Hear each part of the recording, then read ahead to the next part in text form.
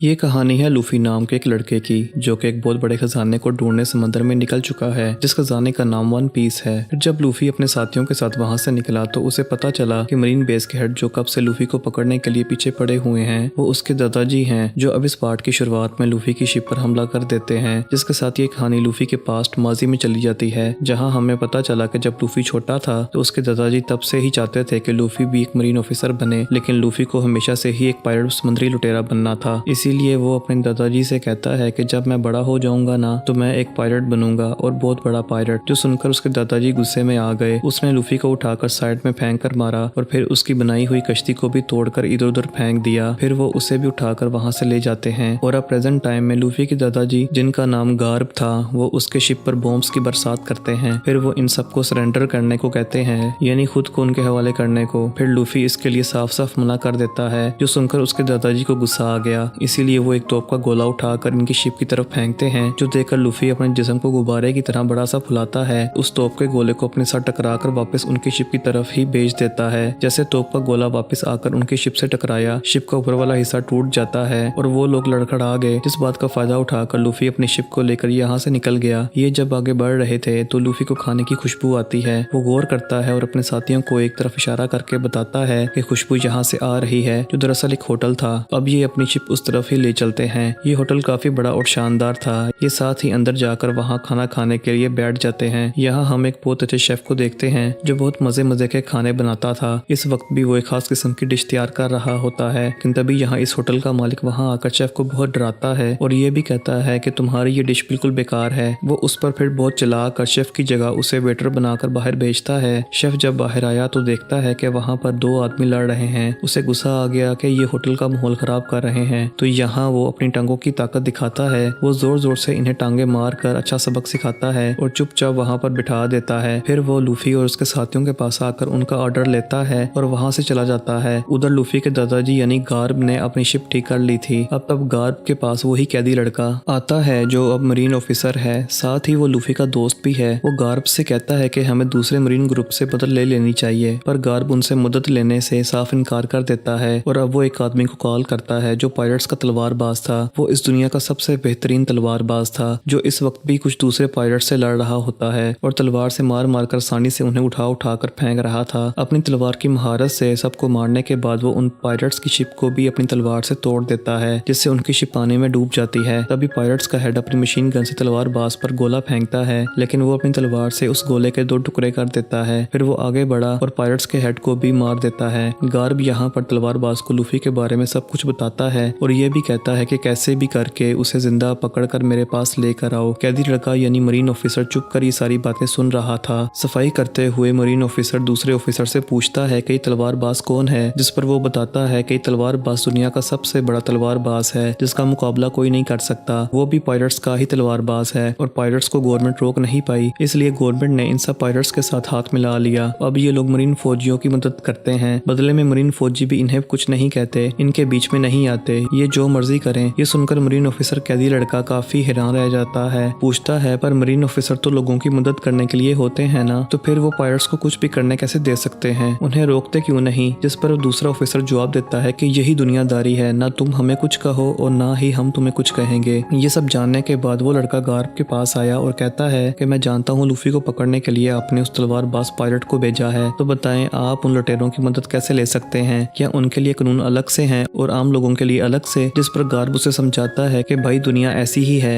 ये सीधी दिखती है पर है नहीं, टेढ़ी है, तो इसीलिए जरूरी नहीं कि जो कानून हम बनाए हर जगह उस पर ही अमल किया जाए, तो इसीलिए हमें इसके साथ जीना होगा, इसे ही अपना कर चलना पड़ेगा। तो तुम्हें भी इस बात को कबूल कर लेना चाहिए, तुम या मैं अकेले दुनिया को नहीं बदल सकते। उसे गार्ब की बात समझ आ जाती है और वो यहाँ से चला जाता है। उधर लूफी और उसके साथी पेट भर के खाना खाते हैं, लेकिन जब बिल भरने की बारी आती है तो लूफी कहता है कि वो क्या है, दरअसल अभी मेरे पास पैसे नहीं हैं, जब मुझे वो खजाना वन पीस मिल जाएगा ना तो मैं आपके ये पैसे चुका दूंगा। ये सुनकर होटल के मालिक को गुस्सा आ गया और वो लूफी को पकड़कर किचन में लाता है और कहता है कि तुम बिल नहीं भर रहे ना, तो इस होटल के सारे गंदे बर्तन अब तुम्हें धोने पड़ेंगे। इतनी ही देर में यहाँ पर वो शेफ भी आ जाता है, जिसको दोबारा होटल का मालिक डांटने लगा। अब लूफी जब बर्तन धो रहा था तो उसे वो वहाँ पर शेफ की बनाई हुई वो खास डिश भी नजर आ जाती है, जिसे वो थोड़ा सा चखता है और उसे बहुत मजे की लगी, तो लूफी उसे भी सारा खा जाता है। जिसके बाद वो शेफ से बात करता है और कहता है वैसे मान गया तुम्हारी डिश कमाल की थी, मजा आ गया। जिस पर शेफ जवाब देता है कि मैं इस होटल का सबसे बड़ा शेफ हूँ, लेकिन होटल का मालिक मेरी एक नहीं सुनता। मेरा एक सपना है कि मैं इस दुनिया का सबसे बड़ा शेफ बनना चाहता हूँ और मैं उस जगह को ढूंढना चाहता हूँ जहाँ पर दुनिया के तमाम जानवर मिल सकते हैं और वहाँ पर पकाने के लिए मजे मजे के मसाले भी मिलते हैं। जो सुनकर लूफी उसकी हौसला अफजाई करता है और कहता है कि तुम्हें अपना ये सपना जरूर पूरा करना चाहिए। अब तब एक लड़का भागता हुआ यहाँ पर आया क्योंकि उसे जोर की भूख लगी हुई थी, तो इसलिए वो शेफ जल्दी जल्दी से उसके लिए खाना बनाता है और वो लड़का बड़े मजे लेकर जल्दी जल्दी खाना खाने लगता है। अब उसकी रहमदिली देखकर लूफी शेफ को कहता है कि तुम भी हमारी टीम में शामिल हो जाओ, हम खजाने वन पीस को ढूंढने जा रहे हैं। अब वन पीस का नाम सुनकर वो लड़का कहता है कि क्या तुम वन पीस ढूंढने जा रहे हो? मैं और मेरे साथी भी वहीं गए थे, लेकिन ग्रैंड लाइन बहुत खतरनाक जगह है, वहाँ पर हमने अपना सब कुछ खो दिया, सिर्फ अकेला मैं ही जिंदा बचकर वापस आया हूँ, मेरे सारे साथी भी मारे गए, तो तुम भी वहाँ जाने का ख्याल अपने दिमाग से निकाल दो। अब यहाँ ये लोग बातें कर रहे थे जबकि बाहर तलवारबाज पायलट भी आ चुका था। यहाँ लूफी का दोस्त बड़ी बड़ी बातें कर रहा होता है कि हमने मरीन फौजियों को हरा दिया, मेरा एक दोस्त भी है लूफी। अब लूफी का नाम सुनकर वो तलवारबाज कहता है कि मैं उसे मिलना चाहता हूँ, मुझे ले चलो उसे मिलवाने। तब लूफी का दोस्त उसे पहले नामी और तलवारबाज के पास लाता है, यानी जोरू के पास, जो लूफी का साथी है। यहाँ तलवारबाज दूसरे तलवारबाज को देखते ही पहचान लेता है और क्योंकि जोरो को दुनिया का सबसे बड़ा तलवारबाज बनना था, अपने दोस्त के साथ किए गए वादे को निभाना था, इसलिए यहाँ पर जोरो दूसरे तलवारबाज को तलवार की लड़ाई के लिए चैलेंज कर देता है। दूसरा तलवारबाज जोरो के चैलेंज को कबूल करता है और कहता है कि हम सुबह मिलते हैं। इतना कहकर वो यहाँ से चला गया। ये सुनकर नामी और लूफी का दोस्त काफी घबरा जाते हैं, इसलिए अब ये लोग जल्दी से लूफी के पास आते हैं। यहाँ पर नामी लूफी को सब कुछ बता देती है। यहाँ नामी खुद भी जोरो को ये लड़ाई लड़ने से मना करती है क्योंकि इस लड़ाई में उसकी जान भी जा सकती थी, जिस पर जोरो कहता है कि नहीं, मैं ये लड़ाई लड़ना चाहता हूँ क्योंकि मुझे अपना सपना पूरा करना है, इस दुनिया का सबसे बड़ा तलवारबाज बनकर। जिसे सुनकर लूफी कहता है कि ठीक है, मैं तुम्हें मना नहीं करता, ये तुम्हारा सपना है तो तुम इसे पूरा करो क्योंकि मैं अपने दोस्तों के सपनों में कभी नहीं आऊंगा। पर इस बात से नामी को काफी गुस्सा आ जाता है क्योंकि वो इनको अपना दोस्त मानने लगी थी, पर क्योंकि वो उसकी बात नहीं मान रहे थे तो वो इन्हें छोड़ने का प्लान बनाती है। वो अपना सारा सामान पैक करने लगी। उसने अपने साथ ग्रैंड लाइन का नक्शा भी रख लिया था जो उसे चाहिए था। सारा सामान पैक करने के बाद अगली सुबह वो उन्हें छोड़ने के लिए बिल्कुल तैयार थी। अगली सुबह लूफी, जोरू और उनका दोस्त तलवारबाज के पास जाते हैं, जहाँ तलवारबाज जोरू से लड़ने के लिए अपनी छोटी सी तलवार निकालता है। जोरू अपनी दोनों तलवारें लेकर उसकी तरफ बढ़ा, लेकिन वो तलवारबाज अपनी छोटी सी तलवार से उसके वार को रोक कर दूर फेंक देता है। यहाँ जोरू उसे हार रहा था, लेकिन फिर वो अपने सपने को याद करता है और उसकी हौसला अफजाई हो जाती है और वो दोबारा उस पर हमला करने के लिए आगे बढ़ा। लेकिन तभी यहाँ तलवारबाज अपनी छोटी सी तलवार जोरू के अंदर घुसा देता है। ये देखकर इन तीनों के होश उड़ जाते हैं। नामी भी यहाँ पर आ गई थी क्योंकि उसे अपने दोस्तों की फिक्र हो रही थी, जो देखकर तलवारबाज कहता है कि तुम वाकई बहादुर हो, मुकाबला तो बड़ा बनता है। जो कहकर वो अपनी बड़ी तलवार निकाल लेता है। जोरू भी अपनी तीसरी तलवार निकाल लेता है। उसे मुंह में रख के दो तलवारें हाथ में पकड़कर वो तलवारबाज पर हमला कर देता है, लेकिन तलवारबाज अपनी तलवार से उसके तलवारों पर हल्का सा कट मारता है, जिससे उसकी तलवारें टूट जाती हैं, उनका चूरा बन जाता है। लेकिन अभी भी जोरू हिम्मत नहीं हारता, बल्कि उससे लड़ने के लिए, मरने के लिए बिल्कुल सामने आके खड़ा हो जाता है। अब इस लड़ाई को खत्म करने के लिए तलवारबाज जोरू के सीने पर अपनी तलवार मारता है। जोरू को कट लग गया, इसलिए वो नीचे गिर जाता है। तलवारबाज जोरू से काफी मुतासिर हो गया था, इसलिए अब वो यहाँ अपना काम नहीं करता, यानी लूफी को नहीं पकड़ता और जोरू से कहता है कि तुम सच में बहादुर हो, इसलिए अब तुम दोबारा से ठीक हो जाओ और ताकतवर बनकर मेरे पास आ जाना, मैं तुम्हारा इंतजार करूंगा।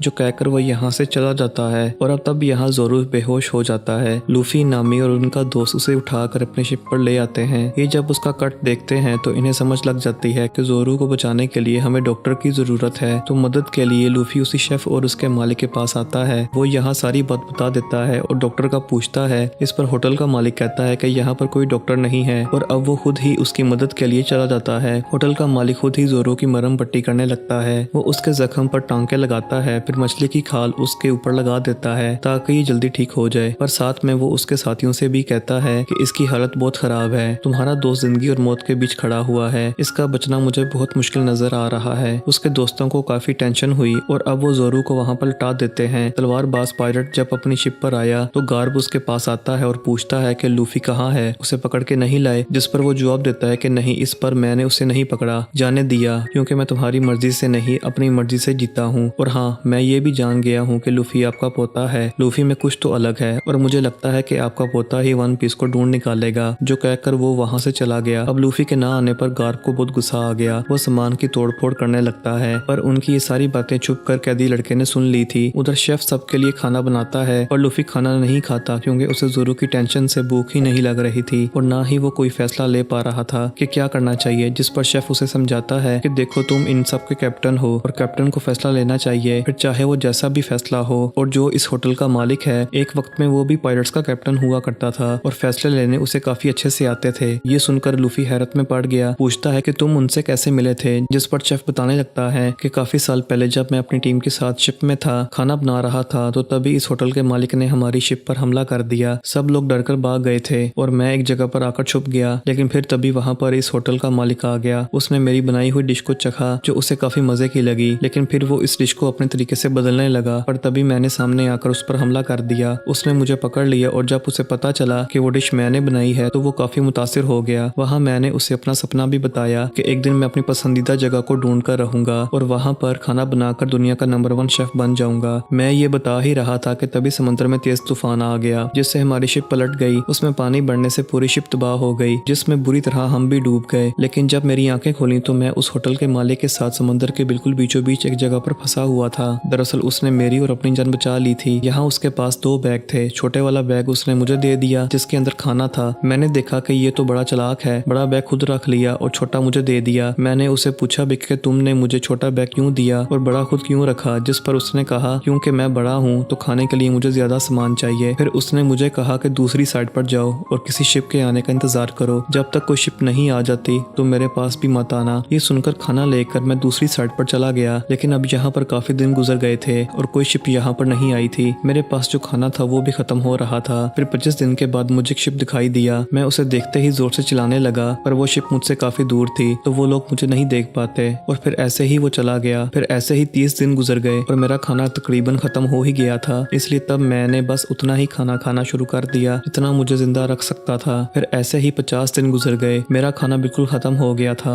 और मेरा भूख से बुरा हाल था। मैं तड़प रहा था। मुझे बहुत गुस्सा आ गया, इसलिए मैंने फैसला किया कि अब मैं होटल के मालिक का खाना चुराता हूँ। मैं चाकू लेकर उसके पास गया। मैंने देखा कि उसकी हालत भी मेरी तरह बहुत खराब है और इसका जो बैग था वो वैसे का वैसा ही पड़ा हुआ था। मैंने उसमें चाकू मार दिया और उसमें कोई खाना नहीं था बल्कि सोना, चांदी, मोती और जेवरात थे, जिसका मतलब कि उसने अपने लिए कोई भी खाना नहीं रखा। सारा का सारा मुझे दे दिया और आज तक वो जिंदा इसलिए था क्योंकि उसने इन दिनों में अपना ही पैर काट काट कर खाया था। उसकी ऐसी हालत देखकर मुझे बहुत दुख हुआ। मैंने उससे पूछा कि तुम्हारे लिए मैं तो अनजान था, फिर तुमने मेरे लिए ये सब क्यों किया, जिस पर होटल के मालिक ने मुझे बताया कि जो जगह तुम ढूंढ रहे हो उस जगह को ढूंढना मेरा भी सपना था, लेकिन मेरी सारी जिंदगी उसको ढूंढते ही गुजर गई और वो जगह मुझे नहीं मिली। इसलिए मैं चाहता था कि तुम जिंदा रहो, जिसके बाद बड़े होकर तुम अपना और मेरा सपना पूरा करो, वहाँ पर खाना बनाकर। ये सारी बातें सुनकर मुझे बहुत दुख हुआ। अब कहानी प्रेजेंट टाइम में आती है, जहाँ पर वो शेफ उनको कहानी सुना रहा था। वो कहता है कि हम वहाँ पर 85 दिनों तक फंसे रहे, जिसके बाद वहाँ एक शिप ने आकर हमारी जान बचाई और अब लूफी तुम्हें भी उसकी तरह कोई फैसला लेना चाहिए। अब ये इतनी बड़ी कहानी सुनाने के बाद भी लूफी को कुछ समझ नहीं आता। नामी ज़ोरू के पास बैठी होती है। वो किताबों से उसे कहानियां सुना रही थी और बातें कर रही थी ताकि उसे जल्दी होश आ जाए, लेकिन वो तो होश में आने का नाम ही नहीं ले रहा था। और तब यहाँ लूफी आ जाता है। नामी उस पर भड़क पड़ती है कि ये सब कुछ तुम्हारी वजह से हुआ है। अगर तुम चाहते तो ज़ोरू को इस सब से रोक सकते थे, लेकिन तुमने उसे नहीं रोका, लड़ने दिया। जिस पर लूफी कहता है कि देखो ऐसी बात नहीं है, मैं अपने दोस्तों के लिए कुछ भी कर सकता हूँ, लेकिन मैं उनके सपनों के आगे कभी भी नहीं आऊंगा। और इसकी तरह तुम्हारा भी कोई सपना होगा ना जिसे तुम पूरा करना चाहती हो। जो सुनकर नामी काफी जज्बाती हो जाती है और कहती है कि हर कोई तुम्हारे जैसा नहीं सोचता, किसी के पास इतना टाइम नहीं है कि वो हर वक्त अपने सपनों के बारे में ही सोचता रहे। जो कहकर वो यहाँ से चली जाती है। उधर गार्प कैदी लड़के के पास आता है और उसे बता देता है कि लूफी मेरा पोता है और मैं उसका दादा हूँ। अब वो ये बात सुनकर इतना हैरान नहीं होता क्योंकि ये बात तो उसे पहले से ही पता थी। अब यहाँ पर गार्प बताता है कि मैं बचपन से चाहता था कि लूफी एक मरीन ऑफिसर बने, लेकिन उसने कभी भी मेरी बात नहीं मानी। हमेशा मुझसे यही जिद करता रहा कि मैं पायलट बनना चाहता हूँ। ये सुनकर वो लड़का कहता है कि मैं भी लूफी के साथ रहा हूँ और वो बाकियों से बिल्कुल अलग है, बिल्कुल अलग सोचता है। वो पायलट ही बनेगा, कभी भी वो अपने सपने को नहीं छोड़ेगा। उसे इसका इतना जुनून है कि अगर पायलट बनने के लिए उसे अपनी जान भी देनी पड़ी तो वो भी दे देगा। इसलिए सर अब मैं आपसे कहता हूँ कि लूफी की जान छोड़ दीजिए। ये सारी बातें सुनकर गार्ब उस पर अमल नहीं करता, बल्कि उसने एक जिद सी लगा ली थी। वो अपने सारे मरीन ऑफिसर्स को इकट्ठा करता है और कहता है कि पायलट्स अपनी बात के पक्के हैं, वो मजबूत हैं, कभी भी अपनी बात से नहीं हटेंगे। इसलिए अब से हम भी सख्त बनेंगे और हम भी अब से कभी भी हार नहीं मानेंगे। हम हर हाल में पायलट का मुकाबला करते जाएंगे। अब उस होटल में मछुआरों का हेड, जिसका नाम आर्लोंग था, वो अपने 2 साथियों के साथ आ जाता है जो खतरनाक और बुरा था और वो इंसानों को भी भी खाया करता था क्योंकि वो इंसानों को बिल्कुल भी पसंद नहीं करता था। अब तभी आर्लोंग के पास होटल का मालिक आता है और उसे कहता है कि भाई तुम कौन हो और मुंह उठाकर यहाँ पर कैसे आ गए, ये मेरा होटल है। इस पर आर्लोंग कहता है कि मैं इस पूरे इलाके का मालिक हूँ, मैं यहाँ पर लूफी नाम के एक लड़के को ढूंढने आया हूँ और अगर वो यहाँ पर जल्दी ना आया तो मैं तुम्हारे होटल के सभी लोगों को मारकर खा जाऊंगा। अब ये सारी बातें छुपकर नामी सुन लेती है और फौरन भागकर अपने साथियों के पास आई और उन्हें सारी बात बता देती है। कहती है कि वो आर्लोंग बहुत खतरनाक है, हमें जल्दी से यहाँ से निकलना चाहिए। ये सुनकर शेफ वहाँ से जाने लगता है। कहता है कि अगर वो खतरनाक है तो हमारे होटल को नुकसान पहुंचाएगा, मैं उसे बचाने के लिए जा रहा हूँ। तब लूफी उसे रोककर कहता है कि रुक जाओ, मैं भी तुम्हारे साथ चलूंगा। और अब वो उसके साथ होटल को बचाने के लिए चला जाता है। उधर आर्लोंग वहाँ पर बैठे हुए सभी इंसानों पर आज अपनी सारी भड़ास सारा गुस्सा निकाल देता है क्योंकि इंसान इन मछुआरों को बहुत बुरा समझते थे, अपने से नीचा। यही वजह थी कि आर्लोंग इंसानों से इतनी नफरत किया करता था। अब तब यहाँ पर लूफी शेफ और उसका दोस्त आ जाता है। लूफी आर्लोंग से पूछता है कि तुमने मुझे ढूंढा कैसे, जो सुनकर आर्लोंग का साथी वहाँ पर जोकर का कटा हुआ सर रखता है, जिसका कटा हुआ कान लूफी की टोपी से निकलकर बाहर आता है और उसके साथ जुड़ जाता है। यानी कि जोकर कब से इन लोगों की बातें सुन रहा था और आर्लोंग को बता रहा था। अब आर्लोंग का साथी जोकर के सर को दोबारा से अपने बैग में डाल देता है। आर्लोंग लूफी से कहता है कि अब तुम मुझे ग्रैंड लाइन का नक्शा दे दो, पर वो मना कर देता है। होटल का मालिक पीछे से आकर आर्लोंग पर गोली चला देता है। गोली उसको छू कर नीचे गिर गई, पर आर्लोंग को हल्की सी भी खरोच नहीं आई। ये देखकर आर्लोंग के एक साथी को गुस्सा आ गया। वो होटल के मालिक की टांग पर पैर मारकर नीचे फेंक देता है, फिर मुक्का मारकर उसे दूर फेंक के मारता है। ये देखकर शेफ को बहुत गुस्सा आया। वो आर्लोंग के साथी को मारने के लिए आगे बढ़ा, उसके चेहरे पर अपनी टांगों की ताकत दिखाता है और उस पर एक साथ बहुत सारी टांगे मारता है, लेकिन उसे कुछ भी नहीं होता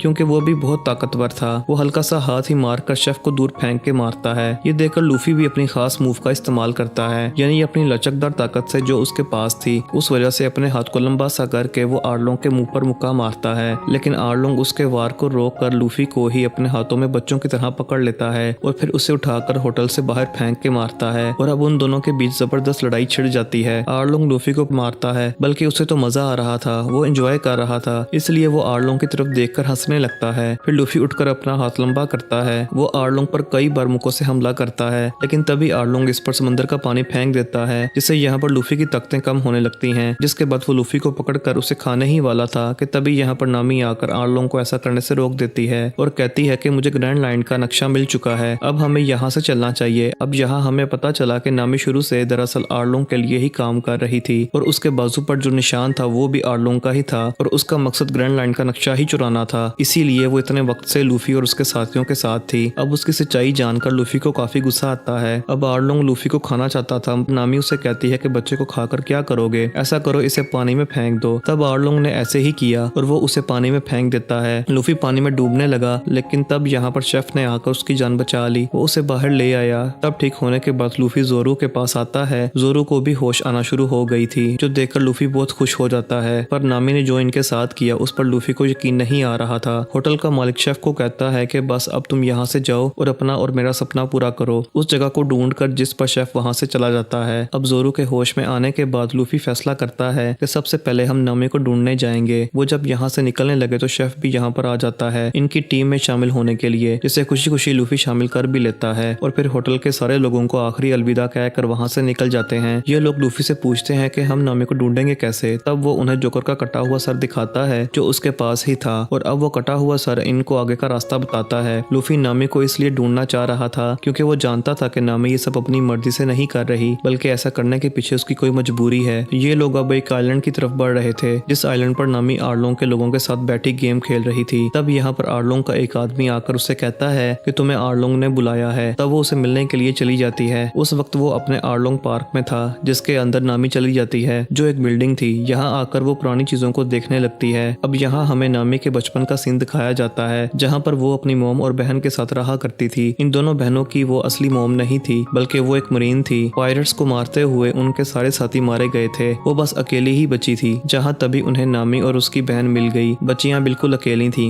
तो यहाँ बच्चियों को अपनी मोम मिल गई और वो उनकी मोम बनकर रहने लगी, क्योंकि अब उन्हें जीने की वजह मिल गई थी। अब नामी अपनी बहन और मोम के साथ अपने गाँव में बड़ी हंसी खुशी रह रही थी। लेकिन तभी यहाँ पर आर्लोंग और उसके साथियों ने आकर हमला कर दिया। वो यहाँ के लोगों को मारने लगे। आर्लोंग ने पूरे गाँव को तबाह कर दिया था। नामी की मोम ने उन दोनों बहनों को छुपा दिया। दरवाजे की तरफ वो गन करके खड़ी हो गई, लेकिन तभी अंदर आर्लोंग आ गया और कहता है कि मैं हर घर से एक इंसान को छोड़ने के बदले 1 लाख सिक्के ले रहा हूँ, तो दे दे दो मुझे अगर तुम बचना चाहती हो। तो जिस पर उसकी मोम 1 लाख सिक्के उसे दे देती है। पर आर्लोंग जब वहां से जाने लगा तो वो टेबल पर 3 प्लेट्स देख लेता है और उसे समझ लग गई थी कि यहाँ पर ये अकेली नहीं बल्कि इसके साथ कोई और भी रहता है, यानी यहाँ 3 लोग रहते हैं। इसलिए वो उनकी मोम का गला पकड़ लेता है और पूछता है कि बताओ बाकी लोग जो यहाँ पर रहते हैं। अपनी मोम को मुसीबत में देखकर नामी और उसकी बहन जल्दी से वहां से निकलकर बाहर आ गई। इन्हें देखकर आर्लोंग मोम से कहता है कि अब इन दोनों के बदले मुझे 50-50 हजार सिक्के चाहिए। पर उनकी मोम काफी घबरा गई क्योंकि उसके पास और सिक्के नहीं थे। इसलिए उसे कहती है कि तुम ऐसा करो, वो 1 लाख सिक्के तुम इन दोनों बच्चियों के बदले रख लो, इन्हें छोड़ दो और मुझे पकड़ के ले जाओ। तो अब आर्लोंग दोनों बच्चियों को तो छोड़ देता है लेकिन उनकी आंखों के सामने उनकी मोम को मार डालता है।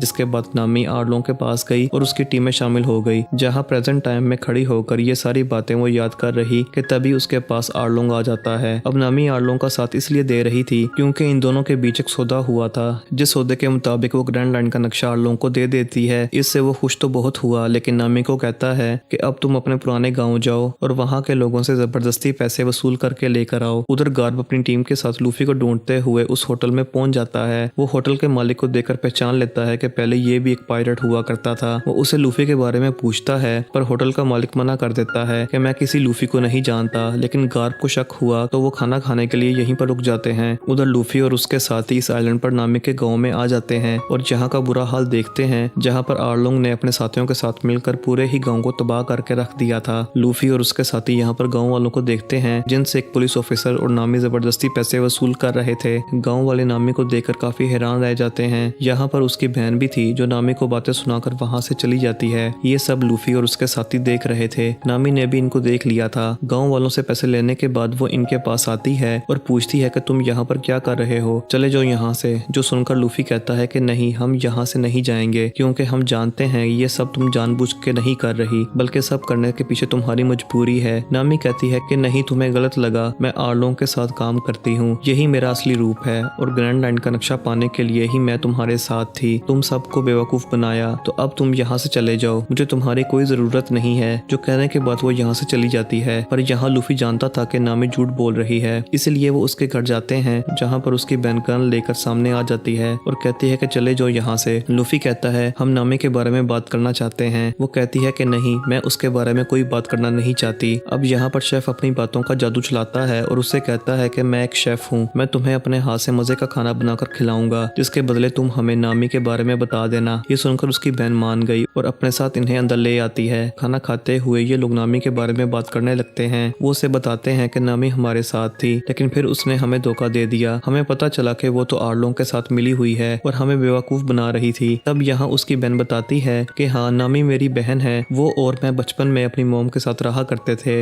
लेकिन आर्लोंग ने हमारे गाँव को तबाह कर दिया, मेरी मोम को भी मार दिया। जिसके बाद नामी उसके साथ जाकर मिल गई। यही वजह है कि मैं अपनी ही बहन नामी से नफरत करती हूँ। यहाँ लूफी सोच में पड़ जाता है कि कुछ तो है जो नामी हमसे छुपा रही है और वो उसकी मदद करना चाह रहा था। गार्ब होटल के मालिक से दोबारा लूफी के बारे में पूछता है, जिस पर वो कहता है कि देखें, लूफी की जान छोड़ दें, मैंने उसके बारे में सुना है कि वो बहुत अलग है और वो एक बहुत बड़ा पायलट बन सकता है। जिस पर गार्ब कहता है कि बड़े पायलट्स का आखिर में बुरा इंजाम ही होता है, तो मैं नहीं चाहता मेरे पोते के साथ वैसा कुछ हो। कैदी लड़के और दूसरे मरीन ऑफिसर को पता चल जाता है कि लूफी अपने साथियों के साथ पास ही के आइलैंड पर गया है। वो ये सारी बातें आकर गार्ब को बताते हैं, इसीलिए अपने साथियों के साथ अब लूफी को पकड़ने के लिए वो भी उस आइलैंड के लिए निकलने लगते हैं। उधर आर्लोंग, जिससे ग्रैंड लाइन का नक्शा मिल चुका था, तो उसकी खुशी में वो जश्न मना रहा होता है। गाँव वालों के पैसे लेकर नामी आर्लोंग के पास आ जाती है और कहती है मुझे तुमसे अपने गाँव के बारे में बात करनी है। आर्लोंग कहता है कि अभी जश्न मनाओ, बातें बाद में होती रहेंगी। लेकिन तभी यहाँ पर एक दूसरा मरीन ग्रुप आ जाता है जो असल में आर्लोंग के लिए ही काम कर रहे थे। ये आर्लोंग की तबाही अपनी मरीन बेस पर नहीं बताते थे, जिसके बदले में आर्लोंग इन्हें पैसे दिया करता था। इस मरीन ग्रुप का कैप्टन आर्लोंग को बताता है कि हमने आपका एक और काम कर दिया, जिसके बदले में आर्लोंग उसे कुछ और पैसे देता है। जो देखकर नामी आर्लोंग से पूछती है कि तुम हमारे सौदे की बात कब करोगे? 10 करोड़ सिक्के तैयार हैं, अपना वादा पूरा करो। अब यहाँ पर आर्लोंग को काफी हैरानी हुई। वो नामी से कहता है कि तुम मुझसे जरूर कोई बात छुपा रही हो, बताओ क्या है बात। नामी कहती है कि जो भी है तुम्हें अपने सौदे से मतलब रखना चाहिए। जो हमारी डील हुई थी, मुझसे वो सिक्के ले लो और अपना वादा पूरा करो। असल में हुआ ये था कि आर्लोंग ने उसके गांव को तबाह करके वहां पर अपना कब्जा कर लिया था। तो तब जाकर नामी उससे मिली और उसे कहा कि मुझे अपनी टीम में शामिल कर लो, मैं तुम्हारे समंदर का नक्शा समझ भी सकती हूँ और बना भी सकती हूँ। जो सुनकर आर्लोंग ने नामी को अपने फायदे के लिए टीम में शामिल कर लिया, जिस पर नामी ने कहा लेकिन इसके बदले तुम्हें मुझसे एक डील करनी करनी पड़ेगी। मैं तुम्हें 10 करोड़ सिक्के दूंगी जिसके बदले में तुम मेरे गाँव और यहाँ पर रहने वाले लोगों को आजाद कर दोगे और हमेशा के लिए यहाँ से चले जाओगे। अब उस वक्त बचपन में आर्लोंग को लगा था कि ये तो बच्ची है, अपनी पूरी जिंदगी लगाकर भी इतने सारे सिक्के इकट्ठे नहीं कर सकेगी, तो वो इस डील के लिए मान गया था। मगर अब क्योंकि नामी ने 10 करोड़ सिक्के हासिल कर लिए थे तो वो आर्लोंग को अपना वादा निभाने का कह रही थी, जिस पर आर्लोंग कहता है कि ठीक है, कल सिक्के लेकर आ जाना। तो तब नामी वहां से चली जाती है। लेकिन अब यहाँ पर आर्लोंग एक चाल चलता है। वो अपने साथी को कहकर दूसरे मरीन ग्रुप के कैप्टन को वापस बुलाता है ताकि वो कैप्टन जाकर नामी से वो सारे पैसे हथिया ले और लाकर आर्लोंग को दे दे और आर्लोंग को ये गाँव छोड़ना ना पड़े। अब नामी अपनी मौम की कब्र के पास जाती है और वहाँ की जमीन खोद कर अपना पैसों से भरा हुआ बॉक्स निकालती है जिसमें वो 10 करोड़ सिक्के थे। इतनी ही देर में यहाँ पर नामी की बहन आ गई जो उसे ऐसा करते हुए देखकर भड़क गई क्योंकि उसे लग रहा था कि नामी उनकी मोम की कब्र को खोद रही है। वो एक शावल बेलचा उठाकर नामी पर हमला कर देती है, लेकिन तभी वो बेलचा उस बॉक्स को लग जाता है। इसमें सुराख हो गया जिसमें से सिक्के और पैसे बाहर निकलने लगते हैं। इतने सारे पैसे देखकर उसकी बहन काफी हैरान रह गई। तो अब यहाँ नामी को उसे सारी बात बतानी पड़ती है। वो कहती है कि असल में मैं ये सब कुछ अपने गाँव को बचाने के लिए कर रही हूँ ताकि आर्लोंग हमारे गाँव को छोड़कर चला जाए। ये सुनकर उसकी बहन काफी जज्बाती हो गई, उसे बुरा लगा। वो रोने लगती है क्योंकि अब तक वो नामी को गलत समझकर उससे नफरत कर रही थी, पर असल में नामी तो इतनी अच्छी थी कि वो सबको बचाना चाह रही थी। उसकी बहन नामी से माफी मांगती है और इनका प्यार फिर से पहले जैसा हो जाता है। इतनी ही देर में यहाँ पर दूसरा मरीन ग्रुप आता है जिसका कैप्टन इनसे कहता है कि हमें खबर मिली है यहाँ पर कुछ पायलट्स पैसे छुपाने की कोशिश कर रहे हैं, जो पैसे तकरीबन 10 करोड़ सिक्के हैं। कैप्टन उन सिक्कों को देकर कहता है कि यही हैं वो पैसे, तो हमें दे दो। जिस पर नामी कहती है कि नहीं, ये मेरे पैसे हैं, लुटेरों के नहीं हैं। कैप्टन कहता है कि नहीं, तुम झूठ बोल रही हो क्योंकि कोई भी अपनी पूरी जिंदगी में 10 करोड़ सिक्के जमा नहीं कर सकता। जो कहकर वो उसके सारे पैसे वहां से ले जाते हैं और नामी बेचारी कुछ भी नहीं कर पाती। उसे समझ लग गई थी कि इन्हें आर्लोंग ने ही भेजा है। वो उनके पीछे भागती है लेकिन बेचारी कुछ भी नहीं कर पाती। उधर आर्लोंग अपने साथियों को इंसानों के खिलाफ और भड़काता है और ये लोग फैसला करते हैं कि हम सारे इंसानों को मार देंगे और उस गाँव को भी पूरी तरह तबाह कर देंगे। उधर नामी को आर्लोंग पर बहुत गुस्सा आ रहा था, इसीलिए वो अपने बाजू पर आर्लोंग का बना हुआ टैटू चाकू से खत्म करने की कोशिश करती है। वो अपने बाजू पर बार बार चाकू से मारती है लेकिन तभी वहाँ पर लूफी आ गया जो उसका हाथ पकड़कर ऐसा करने से रोक लेता है। अब वो बेचारी बेबस थी, इसलिए लूफी और उसके साथियों से कहती है कि प्लीज हेल्प मी, यानी मेरी मदद करो। तब वो सारे लोग उसकी मदद करने के लिए तैयार हो गए। लूफी यहाँ पर फैसला करता है कि कुछ भी हो जाए अब मैं आर्लोंग को मारकर ही रहूंगा। अगली सुबह जब ये वहाँ गए तो देखते हैं कि आर्लोंग और उसके साथियों ने पूरे ही गाँव को तबाह बर्बाद करके रख दिया है और यहाँ नामी की बहन गाँव वालों को सारी सच्चाई बता देती है जो पहले नामी को गलत समझ रहे थे। अब उसकी मदद करने यहाँ पर आ जाते हैं। अपने साथ वो हथियार भी लाए थे क्योंकि वो आर्लोंग और उसके साथियों से लड़ने के लिए बिल्कुल तैयार थे, पर नामी उन्हें रोक देती है ये कहकर के नहीं, आप लोगों को कोई जरूरत नहीं है, मैं अपने दोस्तों के साथ ही लड़ाई लड़ूंगी। अब गार्प और उसकी मरीन टीम इस आइलैंड की तरफ ही आ रहे थे।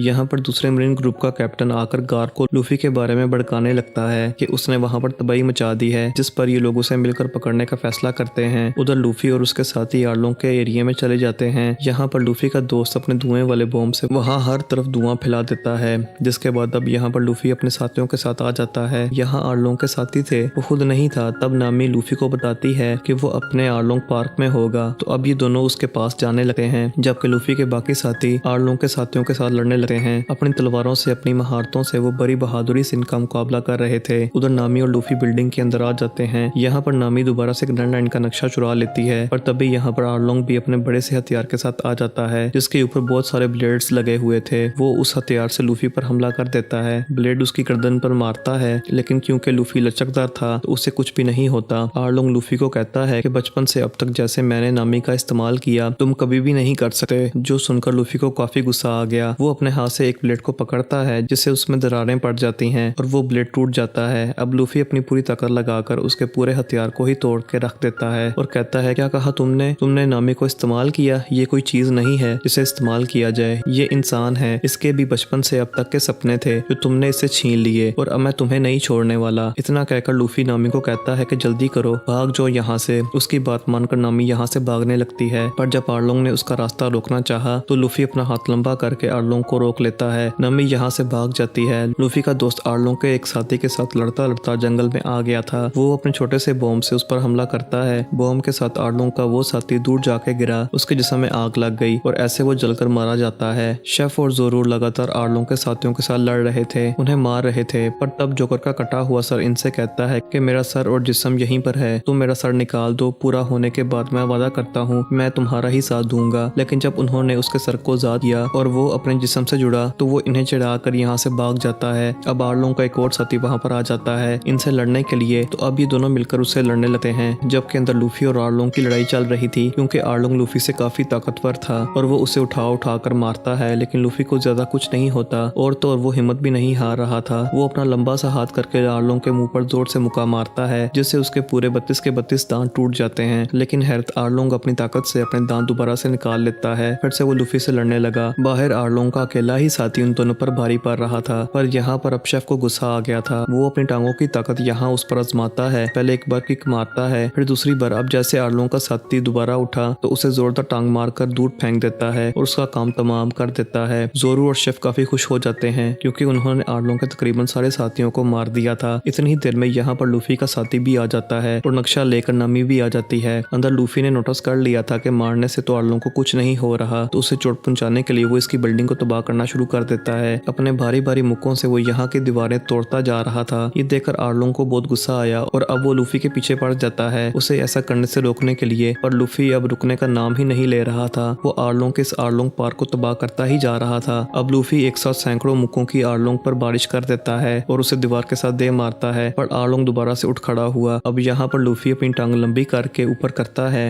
वो छत से मारकर इस बिल्डिंग को तोड़ देता है, जिससे पूरी बिल्डिंग टूटकर गिरने लगती है और लूफी उसके नीचे आर्लोंग को दबा देता है और अब ये पूरा पार्क तबाह हो बर्बाद हो जाता है। बाहर खड़े लूफी के दोस्त ये देखकर काफी दुखी हो जाते हैं, क्योंकि उन्हें लग रहा था कि वो भी मलबे के नीचे दबकर मर गया होगा। लेकिन तभी लूफी एकदम जमीन को चीरता हुआ बाहर आता है। उसे जिंदा देखकर ये दोस्त काफी खुश हो जाते हैं और अब सब कुछ बिल्कुल नॉर्मल हो गया था। रात को ये गाँव वाले जश्न मना रहे थे, क्योंकि अब आखिरकार आर्लोंग से उनकी जान छूट गई थी और अब वो लोग आजाद थे। ये लोग वहाँ पर बहुत मजे करते हैं। शेफ सबके लिए खाना बनाता है, जबकि लूफी का दोस्त वहाँ सबको अपने किस्से सुनाता है। लेकिन तभी यहाँ गार्ब और उसके साथी आ जाते हैं और इनको गन पॉइंट पर सरेंडर करने को कहते हैं। यहाँ पर गार्ब लूफी को कहता है कि बेटा अब तो हार मान लो, आखिर मैं तुम्हें पकड़ने आ ही गया। बचपन से मैं तुम्हें एक मरीन ऑफिसर बनाना चाहता था, बिल्कुल अपने जैसा, लेकिन आखिर तुम पायलट बन ही गए, जो तुम्हारा सपना था। जो सुनकर लूफी मुस्कुराकर कहता है कि दादाजी मैं पायलट बना नहीं हूँ, बल्कि मैं पैदा होते ही पायलट हूँ। अब ये सुनकर गार्ब को गुस्सा आ जाता है और अब वो लूफी से लड़ने लगता है। वो अपना मुक्का बनाकर लूफी को जोर से मारता है और वो काफी दूर जाके गिरता है। लूफी कहता है दादाजी आप मुझसे बड़े हैं, मैं आपसे नहीं लड़ सकता। जिस पर गार्ब कहता है कि नहीं, यहाँ ये बात मत सोचो और आओ पलटकर मुझ पर वार करो। तब ये सुनकर लूफी खड़ा हुआ, वो अपने हाथ लंबे करके रॉकेट की तरह बन जाता है, लेकिन गार्ब एक ही मुक्के से उसे ढेर करके रख देता है। फिर गुस्से में गार्ब लूफी को पकड़ लेता है और कहता है कि ग्रैंडलैंड पर जाना बच्चों का काम नहीं है, वो जगह कितनी खतरनाक है तुम सोच भी नहीं सकते। लूफी कहता है दादाजी आप मेरे साथ चाहें जो मर्जी कर लें, लेकिन मैं अपना वहाँ पर जाने का सपना नहीं छोड़ूंगा और देखना वन पीस को ढूंढकर एक दिन लुटेरों का किंग बन ही जाऊंगा। ये कहकर लूफी जोर से हंसने लगता है। तो तब यहाँ उसके दादाजी को उसकी हंसी में बहुत बड़े पायलट की हंसी नजर आने लगती है, जो सुनकर उसके दादाजी तंग आकर उसे छोड़ देते हैं और वापस अपनी टीम के पास आकर कहते हैं कि मुंह उठाकर यहाँ पर क्या खड़े हो, क्या तमाशा देख रहे हो, जाओ और आर्लोंग के साथी को पकड़कर यहाँ मेरे पास लेकर आओ। जो सुनकर उनकी टीम वहाँ से चली जाती है। अब दूसरे मरीन ग्रुप का कैप्टन गार्ब से आकर कहता है कि लूफी और उनके साथियों का क्या करना है, आप इनको भी तो पकड़ें, यही तो असल लुटेरे हैं। जो सुनकर नामी को गुस्सा आ गया, वो डंडे से उस पर हमला करके उसे बेहोश कर देती है। तब यहाँ पर लूफी भी आ गया। गार्ब उसे कहता है बेटा मैं जानता था कि तुम अपना फैसला नहीं बदलोगे, तुम बिल्कुल अपने दादाजी पे गए हो, यानी मुझ पर, अपने इरादे के बिल्कुल पक्के हो। मैं तो बस तुम्हारा टेस्ट ले रहा था कि तुम कितनी देर तक इस बात पर ठहरे रहोगे। ये सब कुछ सुनकर लूफी काफी चौंक जाता है। तब उसके दादाजी कहते हैं कि बेटा अब से तुम आजाद और अकेले हो। लूफी कहता है नहीं दादाजी मैं अकेला नहीं हूँ, मेरे साथ मेरे दोस्त भी हैं। मगर तभी गार्ब वहाँ से चला जाता है। अब लूफी के पास वही कैदी लड़का उसका दोस्त आता है और उसे लूफी का ही वांटेड पोस्टर देकर कहता है कि लूफी तुम्हारा सपना पूरा हो गया, तुम भी वांटेड की लिस्ट में आ गए हो, जिसके पीछे दुनिया भर की आर्मी लगी हुई है तुम्हें पकड़ने के लिए, और तुम्हें पकड़ने के लिए पूरी दुनिया में सबसे ज्यादा पैसे रखे गए हैं। ये सुनकर तो लूफी खुशी से पागल हो जाता है, क्योंकि आज आखिरकार उसका सपना पूरा हो ही गया। वो एक पायलट बन गया, कैदी लड़का वहाँ से चला गया। लूफी अपने दोस्तों के पास आकर इस सब के बारे में उन्हें भी बताता है। अब ये सुनकर उसके दोस्त खुश भी थे, लेकिन परेशान भी हो जाते हैं, क्योंकि वांटेड होने की वजह से पूरी दुनिया की आर्मी इनके पीछे पड़ जाएगी। जिस पर लूफी कहता है कि नहीं परेशान मत हो, हम यहाँ पर नहीं रुकेंगे, हम जाएंगे ग्रैंड लाइन। जिसके बाद अब ये अपने अगले एडवेंचर पर जाने की तैयारी करने लगते हैं। लूफी का पोस्टर जब बाकियों को मिलता है तो वो काफी खुश हो जाते हैं कि आज आखिरकार उसका सपना पूरा हो ही गया। जोकर को भी वो पोस्टर मिल गया था, जिसे देखकर वो काफी खुश हो जाता है कि अब मैं लूफी को पकड़ूंगा और यही नाम पाऊंगा। अब वो तलवार तलवारबाज जिसे हमने शुरुआत में देखा था वो पायलट हीरो के पास जाता है जिसे बचपन से लूफी पसंद करता था। यहाँ वो उसे बताता है कि कई साल पहले जिसके बारे में तुमने मुझे बताया था लूफी अब वो एक बहुत बड़ा पायलट बन चुका है। अब पायलट हीरो लूफी का साथी था, इसीलिए पोस्टर देखकर वो और उसके साथी भी बहुत खुश हो जाते हैं। उधर लूफी और उसके साथी अब बहुत खुश थे और अपने नए सफर पर निकल चुके थे और अब ये सारे बारी बारी अपना सपना बताने लगते हैं। शेफ कहता है कि मैं अपनी पसंदीदा जगह को ढूंढूंगा, वहाँ खाना बनाकर दुनिया का नंबर 1 शेफ बन जाऊंगा। फिर लूफी अपना पाँव आगे करता है और बताता है कि मैं बनूंगा पायरेट्स का किंग। फिर जोरू अपना पाँव आगे रखता है और कहता है कि मैं बनूंगा दुनिया का सबसे बड़ा तलवारबाज। जब नामी की बारी आती है तो वो कहती है कि मैं समंदर का और पूरी दुनिया का नक्शा बनाऊंगी। फिर लूफी का दोस्त अपना पाँव आगे रखता है और बताता है कि मैं समंदर का बहुत बड़ा वॉरियर बनूंगा। जिसके बाद अब ये अपना नया एडवेंचर करने ग्रैंड लाइन के लिए निकल जाते हैं। इसके बाद हम एक अनजान आदमी को देखते हैं जिसका चेहरा हम देख नहीं पाते। उसके पास भी लूफी का पोस्टर पहुंच गया था जिस पर सिगरेट रख के वो जला देता है, जिसका मतलब कि लूफी और उसके दोस्तों के लिए खतरा अभी भी नहीं टला। इनके लिए अब नए विलन्स और दुश्मन बन गए हैं जो फिर से इनके पीछे लग जाएंगे। अब एक तरफ ग्रैंड लाइन और उसके खतरे और दूसरी तरफ उनके दुश्मन और विलन, इनकी लड़ाई बहुत सख्त होने वाली थी और इसी के साथ ये पूरा सीजन इधर ही खत्म हो जाता है।